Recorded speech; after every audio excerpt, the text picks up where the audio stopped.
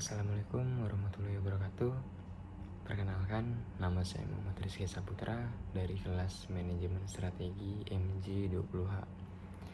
Yang saya hormati Bapak Tutur Wijaksono selaku dosen pada mata kuliah ini. Pada kesempatan kali ini, izinkan saya menjelaskan materi yang akan saya sampaikan kepada teman-teman semua untuk memenuhi tugas individu pada mata kuliah Manajemen Strategi. Oke, sebelumnya salam sejahtera untuk kita semua. Pertama dan yang paling utama, marilah kita panjatkan puji dan syukur kehadirat Tuhan Yang Maha Esa, karena berkat dan rahmat-Nya kami semua masih diberikan nikmat kesehatan dan nikmat panjang umur. Oke, pada kesempatan kali ini saya akan menjelaskan materi perihal corporate level strategi. Oke, tentunya bagi teman-teman semua yang masih asing dan yang belum tahu kata corporate level strategi, pastinya belum paham apa sih corporate level strategi. Nah, di sini saya akan menjelaskan beberapa materi yang akan menjelaskan perihal corporate level strategi.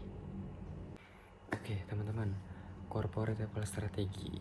Oke, corporate level strategi itu adalah strategi pusat perusahaan untuk mengelola organisasi multibisnis. Nah, ini berkaitan dengan pertumbuhan dan perkembangan berbagai bisnis. Dengan demikian, mereka bekerja pada tingkat yang lebih tinggi dibandingkan dengan strategi bisnis tunggal. Oke, strategi korporasi juga merupakan strategi yang direncanakan serta dieksekusi pada tingkat korporasi atau perusahaan. Strategi korporasi ini menentukan segala bisnis yang sedang dijalankan oleh perusahaan dan apa yang ditargetkannya perusahaan dari bisnis-bisnis tersebut. Oke, dengan demikian strategi korporasi dibuat berdasarkan pada visi dan misi perusahaan. Strategi korporasi juga disebut strategi tingkat korporasi atau strategi tingkat perusahaan. Tergantung situasi dan keputusan dari manajemen, suatu perusahaan dapat mengambil strategi untuk menumbuhkan, mempertahankan, ataupun memperbarui perusahaan dan bisnisnya. Terdapat 3 jenis strategi korporasi, yaitu yang pertama strategi pertumbuhan atau growth strategi, yang kedua strategi stabilitas, stability strategi, dan yang ketiga adalah strategi pembaruan atau renewal strategi. Nah, di sini saya akan menjelaskan 3 komponen ini, yaitu growth strategi, stability strategi, dan renewal strategi. Nah, oke teman-teman, tadi saya sudah menjelaskan strategi korporasi itu terbagi menjadi 3 bagian, yaitu growth strategi, stability strategi, dan renewal strategi. Nah, untuk growth strategi ini ya, itu ada 4 komponen yang bisa membantu untuk mencapai growth strategi ini. Yang pertama itu adalah konsentrasi, yang kedua ada integrasi vertikal, yang kedua ada integrasi horizontal, dan yang keempat ada diversifikasi. Nah, di renewal strategi itu terbagi lagi menjadi 2 untuk membantu tercapainya renewal strategi tersebut. Yang pertama adalah retrenchment strategi dan yang kedua adalah turnaround strategi. Nah, di sini nanti saya akan jelaskan satu persatu penjelasannya untuk 3 bagian ini. Oke. Untuk growth strategi, apa sih itu growth strategi? Nah, growth strategi adalah strategi pertumbuhan yang dimana strategi ini sebuah perusahaan melebarkan sayap dan meningkatkan jumlah pasar yang dijadikan target ataupun menambah jumlah produk, baik melalui bisnis yang sudah ada maupun dengan membuat bisnis baru. Nah, penggunaan growth strategi ini dapat meningkatkan pendapatan, jumlah karyawan, dan market share. Nah, suatu perusahaan dapat menggunakan growth strategi yang sudah saya jelaskan tadi dengan 4 cara, yaitu konsentrasi, integrasi vertikal, integrasi horizontal, dan diversifikasi. Nah, jadi growth strategi itu bisa tercapai dengan 4 cara tersebut. Oke, nanti akan saya jelaskan. Oke, yang pertama itu ada konsentrasi. Nah, apa sih itu konsentrasi? Nah, Perusahaan melakukan strategi pertumbuhan dengan cara konsentrasi, yakni berfokus kepada bisnis utama yang sudah ada serta meningkatkan jumlah produk yang ditawarkan dan cakupan pasar yang ditargetkan dari bisnis utama ini. Nah, pengembangan produk ini memperkenalkan produk dan layanan baru ke pasar yang sudah ada.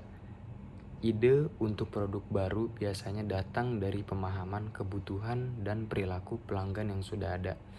Nah, tetapi resiko kegagalan produk baru diminimalkan jika inovasi diuji cobakan atau dikembangkan dengan pelanggan yang sudah ada. Nah, saya akan berikan contohnya nih dari perusahaan bernama Bose Corporation di Amerika Serikat. Nah, Bose Corporation di Amerika Serikat ini fokus untuk mengembangkan produk audio yang inovatif dan sekarang menjadi salah satu produsen yang memimpin produksi perangkat audio untuk home entertainment, otomotif, dan lain-lain dengan pendapatan lebih dari 3 miliar dolar per tahun. Nah, untuk contoh konsentrasi ini diterapkan langsung oleh perusahaan Bose Corporation di Amerika Serikat, teman-teman. Oke, teman-teman, yang kedua itu ada integrasi vertikal. Nah, apa sih yang dimaksud dengan integrasi vertikal di sini? Integrasi vertikal di sini adalah perluasan aktivitas organisasi ke atas rantai distribusi atau ke bawah rantai pasokan. Nah, integrasi vertikal itu dibagi menjadi dua, yaitu mundur dan maju. Nah, kalau untuk integrasi vertikal mundur, yaitu memungkinkan organisasi untuk mengontrol beberapa sumber daya yang digunakan sebagai masukan dalam produksi produk dan jasanya. Nah, saya akan menjelaskan contoh dari integrasi vertikal mundur, yaitu saya akan kasih contoh pada perusahaan Indomaret yang memproduksi tisunya sendiri untuk dijual di minimarketnya. Nah, kalau itu untuk contoh integrasi vertikal mundur. Nah, kalau untuk integrasi vertikal maju ke atas rantai distribusi, yaitu memungkinkan lebih banyak kendali atas pusat distribusi dan pengecernya. Nah, di sini saya akan memberikan contoh pada perusahaan Apple. Di sini perusahaan Apple membangun official store Apple Store untuk mendistribusikan produknya. Oke, kalau untuk yang ketiga yaitu ada integrasi horizontal. Apa sih yang dimaksud dengan integrasi horizontal? Di sini integrasi horizontal terjadi ketika pesaing yang menawarkan serupa atau produk dan layanan pelengkap diambil alih dan digabungkan dengan aktivitas organisasi yang ada. Nah, seiring waktu, industri ini cenderung menjadi lebih terkonsentrasi karena aktivitas integrasi horizontal mempersempit jumlah pesaing. Nah, bisa dikatakan pada integrasi horizontal ini, suatu perusahaan tumbuh dengan cara mengakuisisi atau merger dengan kompetitornya. Integrasi horizontal sudah sangat umum dilakukan di berbagai industri beberapa tahun terakhir ini, baik itu di bidang layanan finansial, produk konsumer, penerbangan, toko retail, IT, dan lain-lainnya.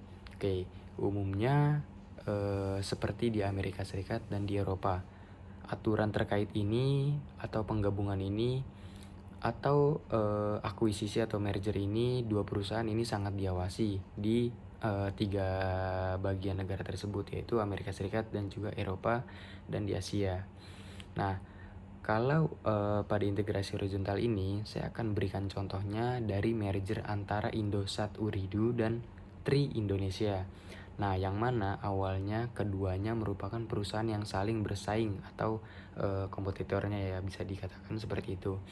Nah, tujuan dilakukannya penggabungan ini atau penggabungan usaha ini yaitu untuk menciptakan sinergi operasional yang signifikan yang akan memungkinkan investasi-investasi yang menguntungkan konsumen dan menghasilkan nilai bagi para pemegang saham perusahaan. Nah, yang keempat itu ada diversifikasi. Nah, perusahaan dapat melakukan strategi pertumbuhan dengan cara mendiversifikasikan bisnisnya, baik itu yang berkaitan maupun yang tidak berkaitan. Nah, di sini saya akan menjelaskan kedua tersebut, yaitu yang berkaitan dan yang tidak berkaitan.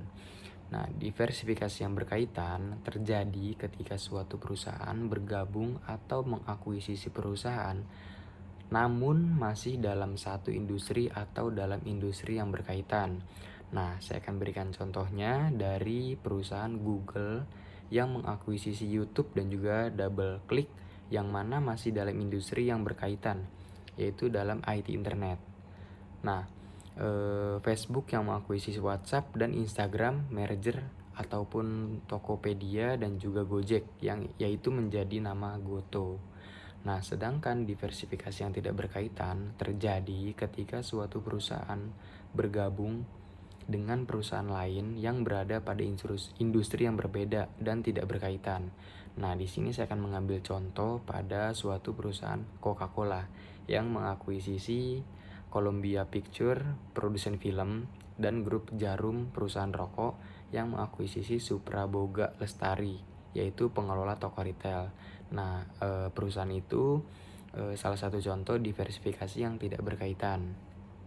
Oke teman-teman, tadi saya sudah menjelaskan apa sih itu growth strategi dan 4 cara untuk mencapainya, yaitu yang pertama tadi ada konsentrasi, yang kedua ada integrasi vertikal, yang ketiga ada integrasi horizontal, dan yang keempat atau yang terakhir ada diversifikasi. Nah, di sini teman-teman sudah mulai paham ya tentunya apa sih itu growth strategi dan apa 4 cara untuk mencapainya. Nah, yang kedua ini saya akan menjelaskan perihal stability strategi. Nah, untuk stability strategi ini pasti teman-teman banyak yang belum tahu. Nah, strategi kestabilan atau yang disebut stability strategy adalah strategi perusahaan di mana suatu perusahaan tetap dan terus menjalankan bisnis yang sedang dijalankan. Nah, contoh dari aktivitas ini yaitu misalnya memberikan pelayanan yang sama dan terus diulangi pelayanan tersebut dan mempertahankan market share yang sudah ada ataupun menjaga dan mempertahankan operasi bisnis yang sedang dijalankan. Nah, artinya pada strategi ini perusahaan tidaklah tumbuh dan tidak pula surut. Jadi dia hanya stay teman-teman di tengah, tidak maju dan juga tidak surut. Nah, untuk stability strategi ini saya akan mengambil contoh pada perusahaan The Boeing Company. Nah, The Boeing Company ini selama berpuluh-puluh tahun hanya berfokus pada bisnis utamanya, yaitu sebagai produsen pesawat terbang dan komponennya. Nah, jadi bisa dibilang The Boeing Company ini menganut sistem corporate level strategi di bidang stability strategi. Jadi tidak naik dan juga tidak turun, dia hanya stay stabil. Oke teman-teman, tadi saya sudah menjelaskan mengenai stability strategi atau strategi kestabilan. Nah, tentunya teman-teman udah mulai paham nih, apa sih itu stability strategi atau strategi kestabilan. Nah, tadi sudah saya jelaskan, di sini perusahaan tidaklah maju dan tidak pula mundur atau surut ya teman-teman, tapi dia tetap stay pada levelnya. Nah, selanjutnya di sesi ini saya akan menjelaskan perihal renewal strategi atau strategi pembaruan, yaitu apa sih yang dimaksud dengan renewal strategi? Renewal strategi di sini adalah strategi yang umumnya diterapkan ketika suatu perusahaan sudah berada dalam masalah, misalnya permasalahan finansial, dan perlu untuk bangkit atau memutarbalikkan situasi. Nah, pada renewal strategi ini terdapat 2 cara atau 2 strategi pembaruan yang harus dilakukan, yaitu yang pertama retrenchment strategi atau strategi penghematan, yang kedua adalah turnaround strategi atau strategi putar balik. Nah, jadi teman-teman pasti penasaran nih, apa sih kedua cara tersebut dan apa sih penjelasannya dan apa cara untuk membangkitkan atau memperbarui perusahaan yang sudah dalam keadaan kritis. Teman-teman, di sini saya akan menjelaskan yang pertama yaitu retrenchment strategi atau strategi penghematan. Nah, di sini apa yang dimaksud dengan strategi penghematan? Strategi penghematan adalah strategi pembaruan jangka pendek yang umumnya dilakukan untuk mengatasi masalah yang relatif kecil. Nah, strategi ini membantu perusahaan untuk menstabilkan operasi, merevitalisasi sumber daya dan kapabilitas perusahaan. Nah, serta bersiap untuk bersaing kembali. Nah, jadi bisa dibilang untuk strategi penghematan ini adalah untuk menangani masalah yang relatif kecil, tapi tidak bisa disembarangan juga teman-teman. Jadi kita harus tetap fokus untuk melakukan strategi ini. Nah, di sini saya akan mengambil contoh pada kasus dari Biogen yang pernah mengurangi tenaga kerjanya sebanyak 11% teman-teman. Tidak tanggung-tanggung. Nah, ini fungsinya untuk memangkas biaya. Dengan demikian, dari pemangkasan biaya tersebut, Biogen mampu meningkatkan anggaran riset dan pengembangan untuk obat multi sklerosis yang memiliki profitabilitas tinggi. Jadi bisa dibilang dari contoh kasus di Biogen ini, dia menerapkan strategi penghematan, yaitu dengan mengurangi tenaga kerjanya sebanyak 11% untuk menaikkan profit atau mengembangkan obat-obatannya dalam multisklerosis. Oke, di sini teman-teman pasti sudah mulai paham nih, apa sih yang dimaksud dengan strategi penghematan? Saya udah kasih contoh kasusnya, semoga teman-teman mengerti ya. Nah, kita akan lanjut ke cara atau strategi yang kedua, yaitu turnaround strategi. Nah, oke teman-teman, tadi kita sudah menjelaskan perihal retrenchment strategi atau strategi penghematan. Nah, itu adalah bagian dari renewal strategi. Nah, yang kedua ini ada strategi yang bernama turnaround strategi atau strategi apa? Strategi putar balik, benar sekali. Nah, strategi putar balik ini atau turnaround strategi adalah strategi pembaruan yang diambil ketika perusahaan mengalami masalah yang relatif lebih serius. Nah, tadi kan yang untuk retrenchment strategi untuk melakukan strategi atau masalah yang relatif kecil. Namun kalau untuk turnaround strategi ini untuk mengatasi atau masalah yang lebih serius, teman-teman. Jadi untuk strategi ini merupakan versi drastis atau ekstrim dari strategi penghematan atau retrenchment strategi. Nah, betul kan teman-teman? Untuk strategi ini adalah strategi yang versi drastisnya atau yang lebih ekstrimnya dari strategi penghematan retrenchment strategi. Nah, pada strategi putar balik ini atau turnaround strategi juga dilakukan penghematan biaya. Bukan tidak ya teman, tapi dia juga melakukan penghematan biaya dan restrukturisasinya. Sorry teman-teman.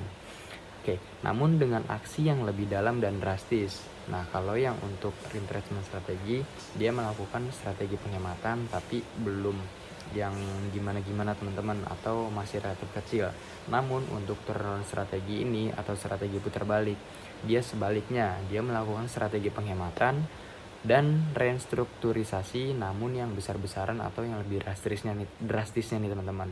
Nah, saya akan mengasih contoh untuk turnaround strategi ini. Nah, untuk contoh kasusnya ada pada perusahaan yang bergerak di bidang finansial, yaitu pada perusahaan CIT Group. Mungkin teman-teman ada yang pernah dengar. Oke, saya juga baru dengar sih teman-teman. Oke, pada perusahaan CIT Group ini dia mengalami penurunan profit, melakukan pemangkasan biaya sampai 125 juta dolar teman-teman, bayangin. Dan dia juga menjual unit bisnis keuangan pesawatnya. Nah, kenapa sih untuk perusahaan CIT Group ini melakukan pemangkasan yang besar-besaran? Nah, tentunya ini bukan tanpa alasan, namun untuk perusahaan tersebut agar dapat fokus dengan lebih efektif pada bisnis peminjaman komersialnya. Nah, jadi untuk CIT Group ini dia emang basicnya adalah bidang perusahaan yang bergerak di finansial. Kenapa dia melakukan pemangkasan biaya tersebut? Namun ia ingin lebih berfokus pada bisnis untuk peminjaman komersialnya saja teman-teman. Nah, jadi semua yang dilakukan oleh perusahaan itu demi menjaga agar perusahaan tersebut tidak bangkrut atau tidak turun dalam performanya teman-teman. Oke teman-teman, jadi dari materi yang sudah saya jelaskan, yaitu tentang corporate level strategi, ada 3 nih teman-teman, yaitu growth strategi, yang kedua stability strategi atau strategi stabil, Dan yang ketiga adalah renewal strategi atau pembaruan strategi. Nah, jadi untuk 3 strategi ini sama-sama penting sesuai dengan kebutuhan perusahaan, teman-teman. Jadi untuk akhir materi ini saya akan menjelaskan atau menyimpulkan perihal untuk corporate level strategi ini. Nah, jadi untuk kesimpulannya adalah masalah yang cukup krusial dan strategi corporate ini adalah menentukan bisnis apa yang akan dikembangkan, teman-teman. Nah, bisnis apa yang ingin dipertahankan dan bisnis apa yang ingin dilepaskan. Keputusan untuk memasuki pasar baru dengan produk baru, yaitu bisa dibilang diversifikasi. Nah, cara memasuki bisnis tersebut misalnya dengan mengakuisisi, pengembangan internal, joint venture, itu bisa dilakukan berbagai cara ya teman-teman. Dan cara keluar dari bisnis misalnya untuk spin off, itu contohnya sell off dan likuidasi, merupakan cara-cara untuk dapat bersaing dan memperkuat keunggulan komparatif. Nah, kesimpulannya adalah strategi pada tingkat korporat ini merupakan landasan dan acuan untuk penyusunan strategi-strategi di tingkat yang lebih rendah atau strategi unit bisnis dan strategi fungsional.